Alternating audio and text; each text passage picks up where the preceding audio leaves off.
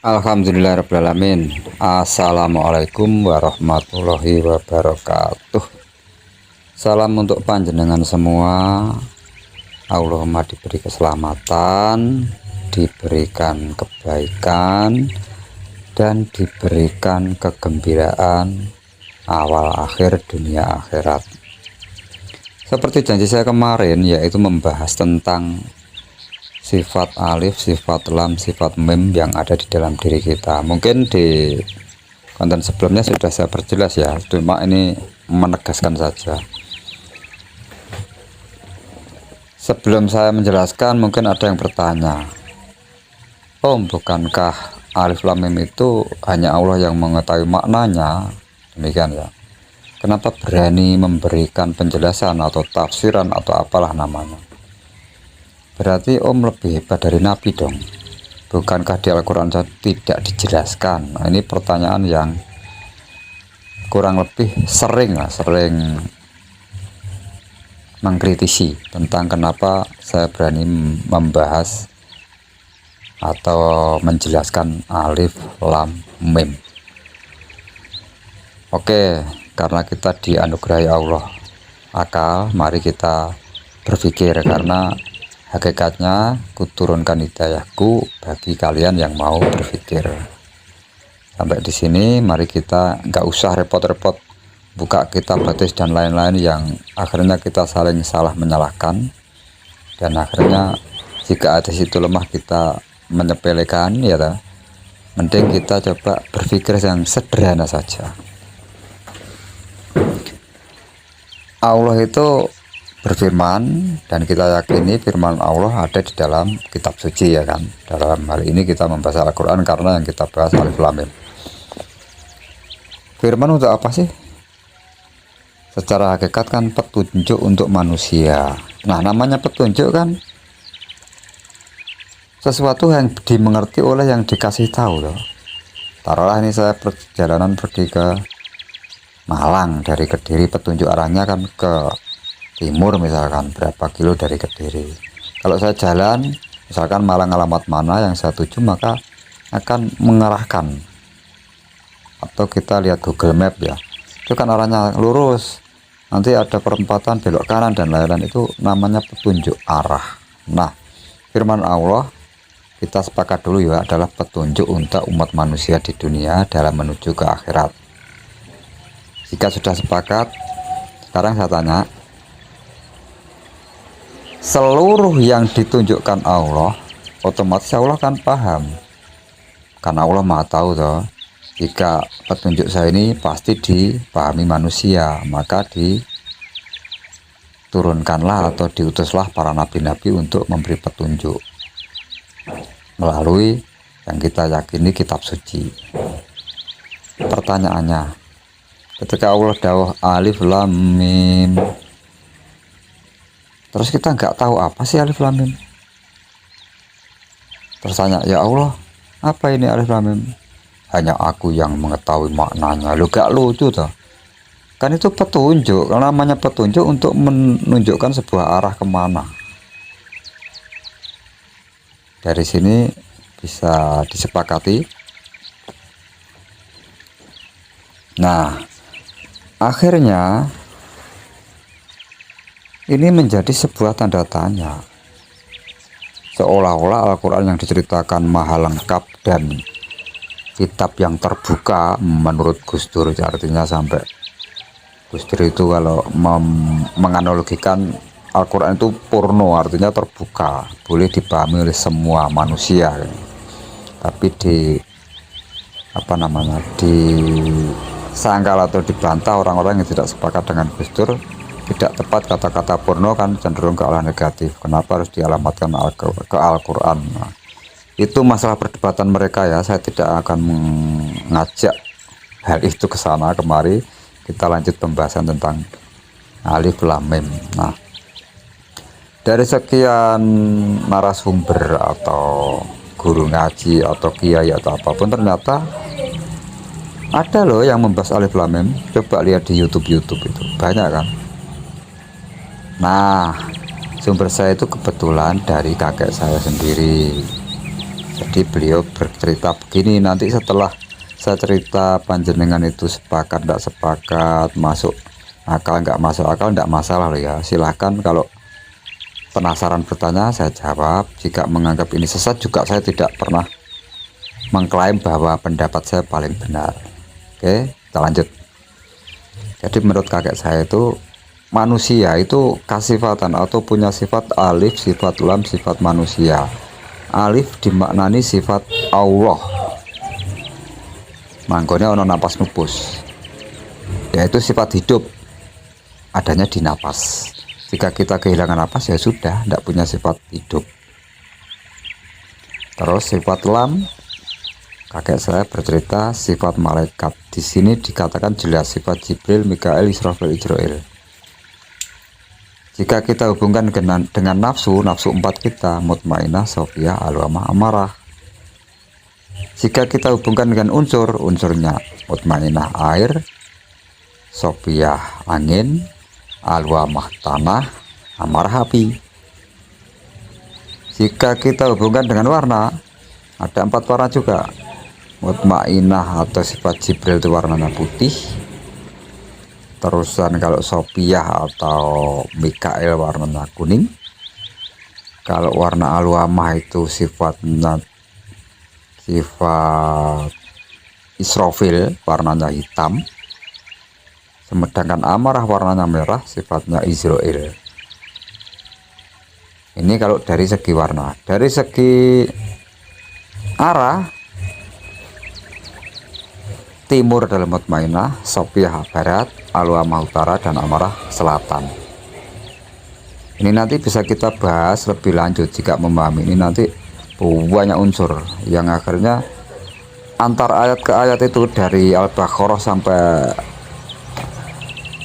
terakhir 30 juz itu nanti nyambung. Oke, kita bahas yang enak-enak dulu ya, sifat alif tadi ya. Sifat alif sifat hidup. Allah itu membawa juga sifat-sifat yang lain, yaitu maha kuasa, maha welas asih, maha suci, ya toh? Jadi maha hidup, maha kuasa, maha welas asih, dan maha suci. 4 itu sifat baku Allah. Nanti kalau kita terjemahkan itu bisa menyebar kemana-mana sampai ribuan asma Allah, bukan hanya 99 ada. Tapi kita tidak usah membahas jauh ke sana dulu. Intinya sebanyak apapun sifat Allah, asma Allah itu kalau kita ringkas itu ada 4 tadi: maha hidup, maha kuasa, maha welas asih, dan maha suci. Sudah. Nanti kalau ingin tanya atau bedai atau memberi soal ke saya, misalkan kalau sifat Allah maha mendengar itu termasuk di mana, di sifat yang mana nanti silakan WA saja, WhatsApp saja ya. Nanti di deskripsi ada nomor WhatsApp saya, jadi biar lebih detail. Kita kembali ke sifat alif lam mim. Sifat alif sudah. Pertanyaannya, apakah manusia punya hidup? Nah, namanya manusia ya bukan mayat kan, berarti masih hidup, berarti punya sifat alif juga, ya enggak? Terus manusia juga punya sifat kuasa. Kalau enggak kuasa mendengar, enggak kuasa melihat, berarti kan kita enggak bisa memperhatikan channel ini kan. Nah, terus manusia juga punya sifat welas asih. Semua orang punya sifat ini, mau penjahat sekelas kakak pun punya sifat kasih sayang. Entah itu hanya untuk keluarganya atau entah untuk orang tertentu yang dia sayangi, atau untuk dirinya sendiri, tetap punya. Terus sifat maha suci Allah kan, manusia juga punya kesucian. Suci itu lebih ke identik ketentraman batin. Setiap kita bisa tidur, maka itu bukti kita sedang suci, sedang tenang. Kalau nggak tenang nggak bisa tidur. Namanya sudah tidur itu sudah di puncak ketenangan jenak. Terus sifat apa tadi? Hidup, kuasa, welas asih, dan suci. Sudah ya, 4 itu. Bedanya ini ya, kalau kita itu bersifat seperti alifnya Allah, kita terbatas, kita punya keterbatasan. Sementara Allah itu maha Maha hidup berarti selamanya hidup, maha kuasa selamanya kuasa, maha welas asih selamanya welas asih, maha suci dan selamanya tidak pernah terkotori apapun. Kita manusia memang hidup tapi ada batasnya. Kita mungkin sedang kuasa tapi ono watesnya, ada pensiunnya. Kita sedang welas asih, ada batasnya. Kita punya kesucian, ketentraman batin, ada waktunya, ada batasnya. Kita kadang marah dan lain-lain, tidak suci lagi, kotor lagi. Nah, ini yang perlu dipahami. Jadi kita itu juga punya sifat Allah. Maka siapa yang berhasil berke atau menyebarluaskan sifat Allah yang ada di dalam diri kita, kita gali dan kita curahkan untuk rahmatan lil alamin, itulah orang yang istilahnya dianugerahi kenikmatan hidup. Oke, kita lanjut sekarang sifat lam ya. Di sini kakek saya menjelaskan sifat lam itu sifat Jibril, sifat Mikail, sifat Israfil, sifat Israil. Jibril itu penyampai wahyu kalau di dalam syariah. Secara hakikat itu yang membuat jalan ilham itu ketemu. Jadi kalau kita bisa memahami apapun itu kerja sifat Jibril yang ada di dalam diri kita. Terus Mikael itu pembagi rezeki untuk syariah ya. Kalau secara hakikat Mikael itu sifat yang memiliki akal, jadi punya nalar, punya rasio, punya apa namanya, yes, rasio ya, boleh ya. Dengan akal kita akhirnya pikiran kita jalan, lebih cerdas, lebih bisa memahami sesuatu, bisa berpikir. Itu sifat Mikail. Kemudian sifat Israfil itu kalau di syariat meniup terompet sangkakala, jadi bisa menghidupkan dan bisa mematikan. Secara hakikat mirip juga, yaitu sifat punya keinginan. Orang itu kalau sudah punya keinginan biasanya kan hidup, tiba-tiba saja akalnya berjalan dan tubuhnya action sesuai apa yang diinginkan. Misalkan lapar, ya lapar, terus akalnya gak jalan. Biasanya kalau lapar apa? Makan kan. Maka terus kita karena akal mengatakan makanlah, maka kita bergerak untuk melakukan namanya aktivitas makan. Itulah sifat Israfil. Kalau tidak punya keinginan gimana ya, mati, kita tidur sudah nggak ada keinginan apapun. Makanya meniup terompet sangkakala menghidupkan dan mematikan secara syariah. Terus secara hakikat tadi, coba kalau kita sudah tidak ingin makan, tidak ingin minum, tidak ingin mandi, tidak ingin apapun, mati enggak? Mati kan. Nah, jadi sifat Israfil itu bisa membangkitkan kehidupan atau keinginan tadi untuk kita wujudkan. Terakhir sifat Israil, ini bahasa kakek tadi sifatnya mentalan. Mentalan itu kejam atau tega lah. Tepatnya tega. Tega untuk apa ini? Kalau kita hubungkan dengan mutmainnah safiyah alwama amarah atau sifat Jibril, Mikail, Israfil, Israil, kita dapat wahyu, sedang sadar nih, kita sedang sadar. Dapat ilham hari ini sedang sadar, menyadari kita sedang hidup.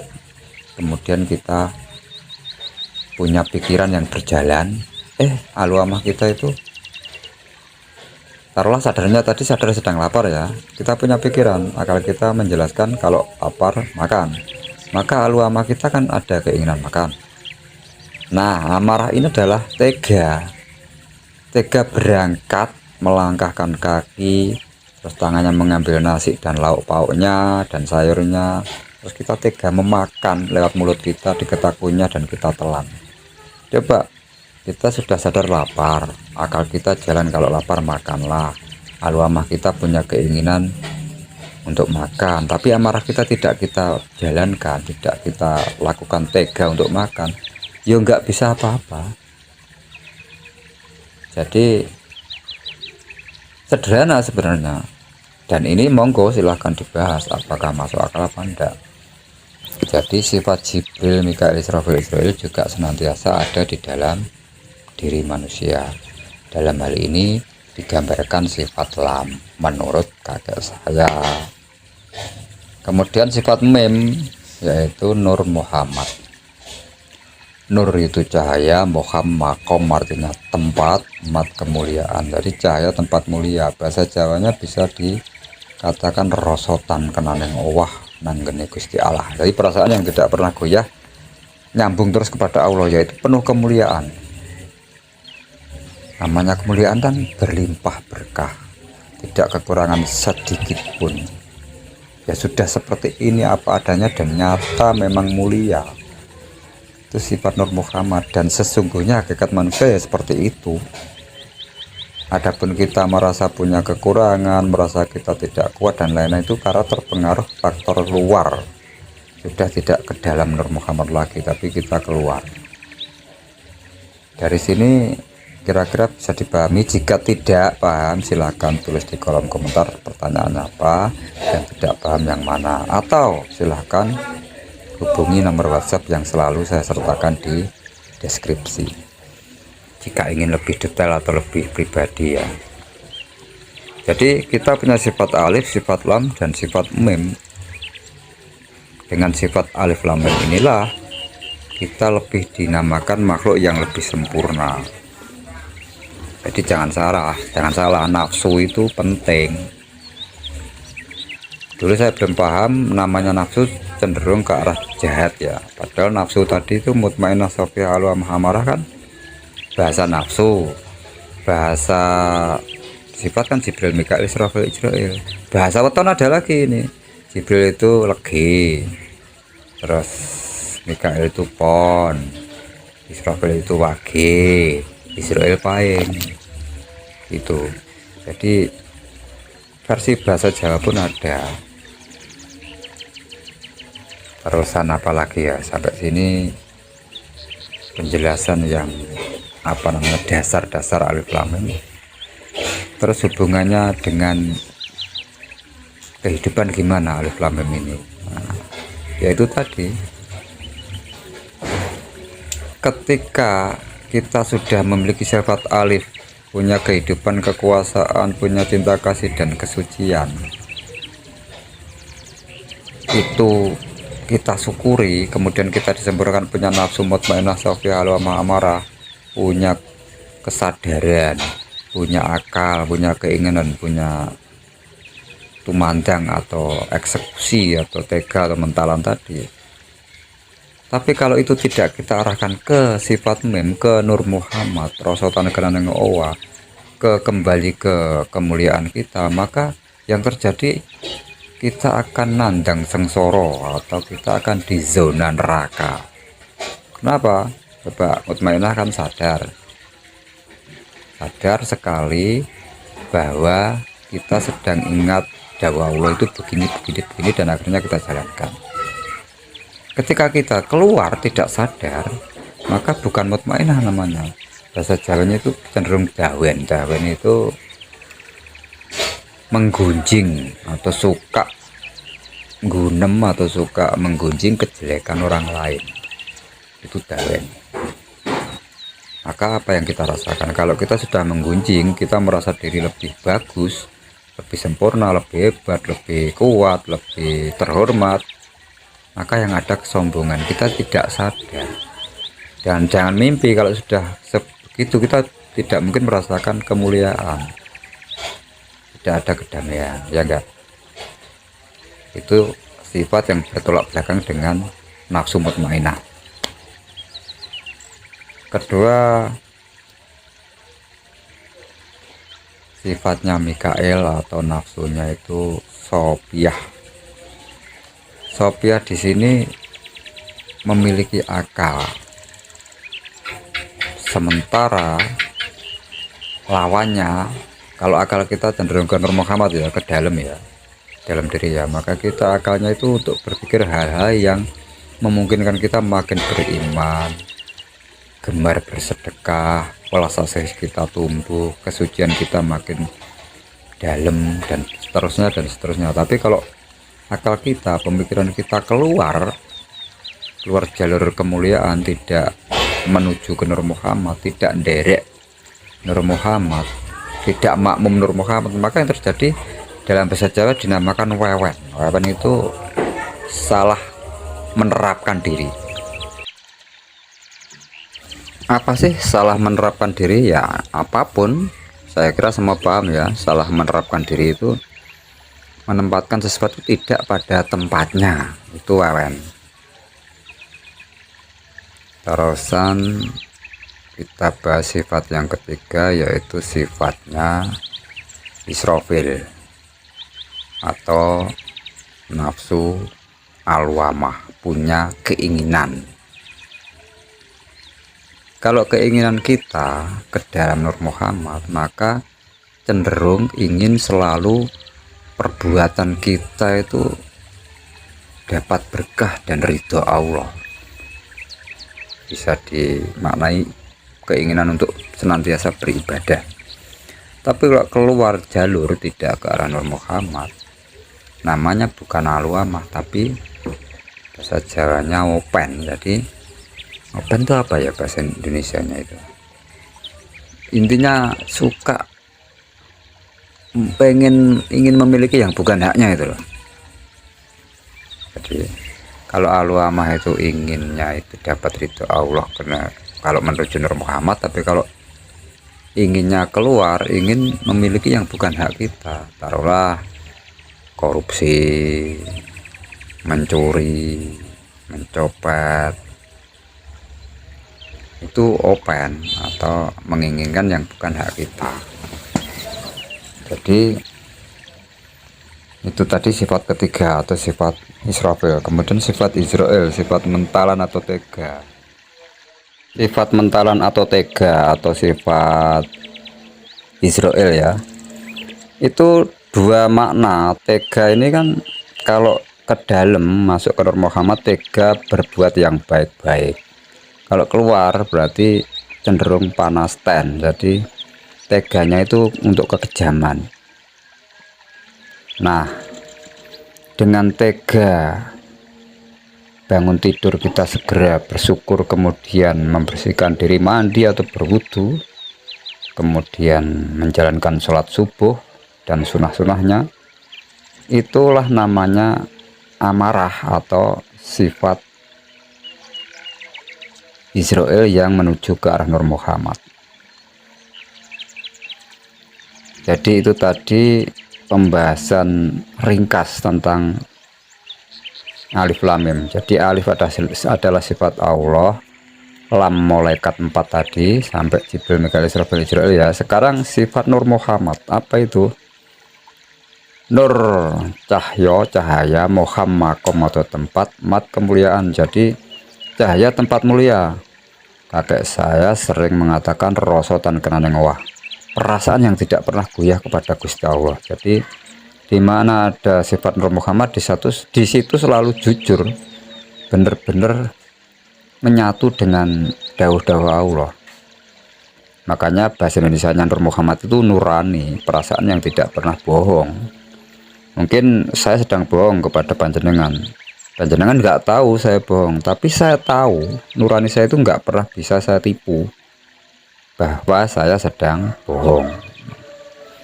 Nah, Nur Muhammad inilah yang dinamakan cahaya hati kemuliaan atau rasa mulia, kemuliaan atau keberlimpahan hakikat manusia. Maka ketika seluruh nafsu kita, seluruh sifat alif lam kita kearahkan Nur Muhammad, maka yang terjadi kedamaian yang luar biasa yang tanpa batas. Jadi jika kita memahami alif lam mim, itu sebenarnya jelentrehnya itu adalah seluruh ajaran-ajaran atau firman-firman Allah yang ada di dalam 30 juz.